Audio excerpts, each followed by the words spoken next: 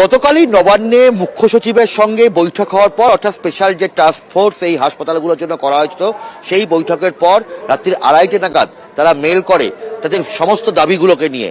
এবং আজকে সন্ধ্যায় রাজ্যের মুখ্য সচিব, রাজ্যের স্বাস্থ্য সচিব নারায়ণ স্বরূপ নিগমকে বেশ কিছু নির্দেশ দিয়েছেন। তার মধ্যে বলা হচ্ছে যে নিরাপত্তা সংক্রান্ত, হাসপাতালের নিরাপত্তা সংক্রান্ত অডিটের দায়িত্ব দেওয়া হলো রাজ্যের প্রাক্তন ডিজি সুরজিৎ কর্পূরকায়স্থকে।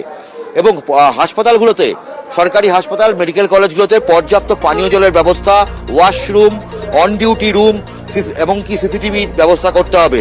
রাজ্যের তরফে সমস্ত স্বাস্থ্যক্ষেত্রে, সমস্ত স্বাস্থ্যকেন্দ্রগুলোতে পর্যাপ্ত পুলিশের ব্যবস্থা করতে হবে, মহিলা পুলিশ মোতায়েন করতে হবে।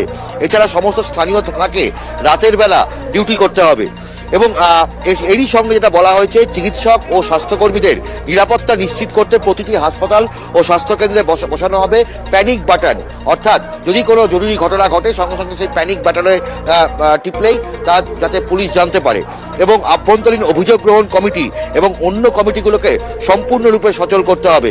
চিকিৎসক এবং স্বাস্থ্যকর্মীদের নিরাপত্তায় যাতে কোনো রকমভাবে খামতি না থাকে তা নিশ্চিত করতে তৎপর রাজ্য সরকার।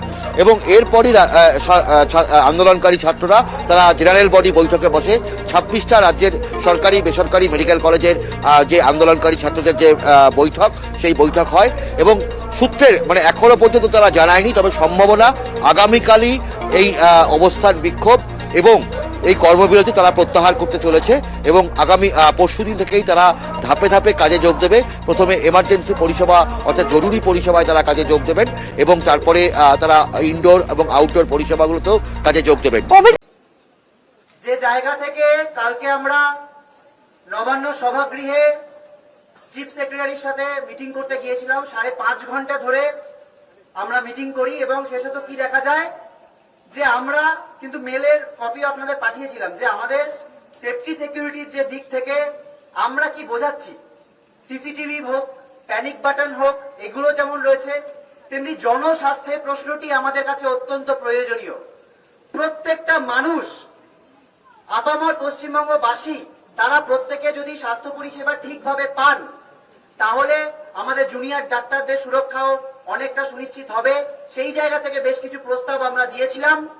আজ আমরা দেখলাম আমাদের মেলেও এসেছে এবং সেই ডিরেক্টিভও কিছু এসেছে যে সেই সংক্রান্ত আমাদের যে সাজেশনগুলো, সেই সাজেশন সংক্রান্ত অনেকগুলি ডিরেক্টিভই মেনে নেওয়া হয়েছে। আমরা মনে করছি আমাদের যে এই আন্দোলনের চাপ, আমাদের এই ন্যায় বিচারের আন্দোলন এবং তার সাথে জনগণের যে আন্দোলন, তা কিন্তু এই জনগণের একটা দাবিকে ছিনিয়ে আনতে বাধ্য হয়েছে, এবং এটা আমাদের আন্দোলনের একটা আংশিক জয়।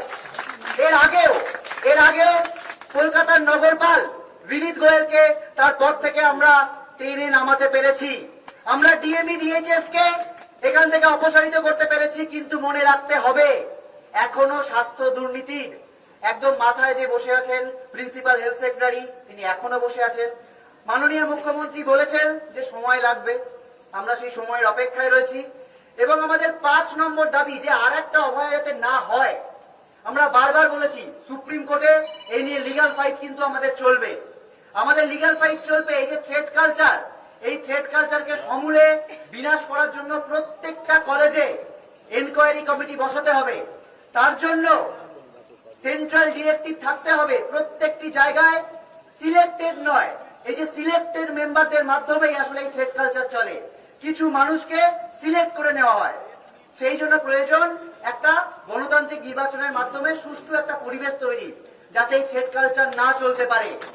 এবং সাধারণ মানুষকে বুঝতে, অনেকে প্রশ্ন করছিলেন যে তোমরা তো অভয়ার বিচার চাইতে এসেছিলে, এখন নির্বাচনের কথা, এগুলো কি কথা?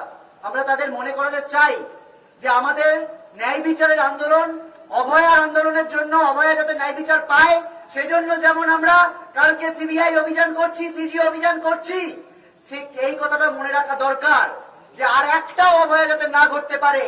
সমাজের কোন স্তরে এইরকম যাতে থ্রেট কালচার, দুর্নীতি যাতে না থাকতে পারে, সেটা সুনিশ্চিত করাও কিন্তু আমাদের কর্তব্য। সেই জন্যই কিন্তু এই প্রসঙ্গগুলো এসছে। এবং আজ যে ডিরেক্টিভ এসছে তার মধ্যে কিন্তু খুব সুচারুভাবে এই জিনিসগুলো এড়িয়ে যাওয়া হয়েছে।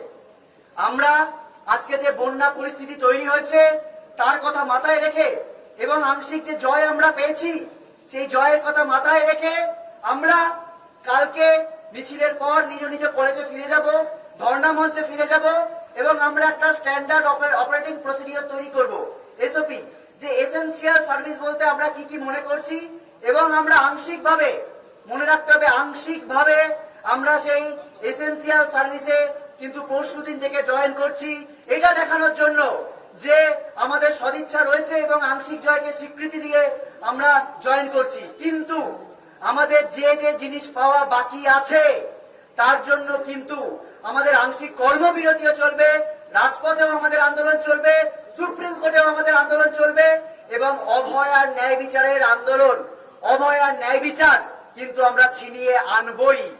অভয় আর ন্যায় বিচার যতদিন না আমরা ছিনিয়ে আনতে পারছি, যতদিন না দোষীরা ধরা পড়ছে, যতদিন না প্রকৃত দোষীরা ধরা পড়ছে এবং যতদিন না আর একজনও অভয় হয় এটুকু সুনিশ্চিত হচ্ছে, ততদিন আমাদের লড়াই চলবে। সাধারণ মানুষের উদ্দেশ্যে আমাদের আহ্বান থাকবে, কালকে বিকেল 3টে স্বাস্থ্য ভবনে সকলে জমায়েত হন। স্বাস্থ্য ভবন থেকে সিজিও কমপ্লেক্সে আমরা যাই, সিবিআই এর কাছে আমরা আমাদের এই কণ্ঠস্বর পৌঁছে দিই যে আর কবে, আর কত দেরি, যত দ্রুত সম্ভব এর বিচার হোক, এই তদন্ত প্রক্রিয়া শেষ হোক এবং তার পরদিন থেকে পশ্চিমবাংলার বিভিন্ন জায়গায় আমরা গতকালই ঘোষণা করেছিলাম যে হুগলি, মেদিনীপুর, মালদা সহ বহু জায়গা বন্যা দুর্গত জায়গায় রয়েছে। আমাদের কাছে বহু মানুষ বহু ত্রাণ সামগ্রী অলরেডি দিয়েছেন, সেটা খাবার, শুকনো কাপড়, ত্রিপল হতে পারে, ওষুধ হতে পারে। সেগুলো সহ আমরা মেডিকেল টিম হিসেবে, অভয়া ক্লিনিক হিসেবে প্রত্যেকটি জায়গায় কালকের পর থেকেই পৌঁছে যেতে চাই এবং প্রত্যেকের কাছে বার্তা দিতে চাই যে আমাদের এই আন্দোলন আসলে সাধারণ মানুষের আন্দোলন। আমরা আংশিকভাবে কাজেও ফিরব এবং আমরা প্রত্যেকটি বন্যা দুর্গত এলাকায় কালকে থেকেই পৌঁছে যাওয়ার চেষ্টা করব, যাতে আমাদের ওপর এই আঙুলটা না তোলা হয় যে আমরা তো বিচার চাইতে আসিনি, আমাদের নাকি অন্য রাজনৈতিক অভিসন্ধি আছে। আমাদের এক এবং একমাত্র লক্ষ্য অভয়ার বিচার এবং আর একটাও যাতে